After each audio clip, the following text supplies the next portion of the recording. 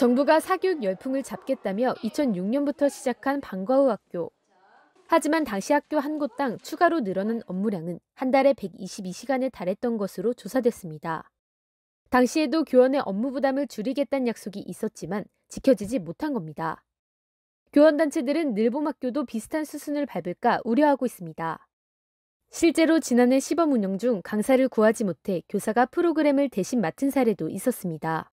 강사가 실제 못 가는 경우들이 많이 발생하죠. 특히 이제 에듀케어 같은 경우는 아침 일찍 뭐 이렇게 시행하는 경우에는 거의 뭐 강사 구하기가 힘들어지고 그러면 이미 시행을 하는 거니까 교사가 투입될 수밖에 없는.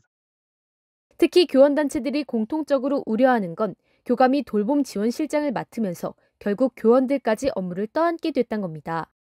민원 대응부터 학교폭력 처리까지 교감이 맡았는데 늘봄 업무까지 추가되면 부담이 더 커질 수밖에 없다고 말합니다. 무엇보다 안전사고나 학교폭력이 발생하면 책임 소재가 분명치 않아 결국 교원에게 책임이 전가될 거라고 우려합니다. 때문에 아예 지방자치단체로 돌봄 업무를 이관하고 업무 인력을 교육청에서 파견해달라는 요구도 나옵니다.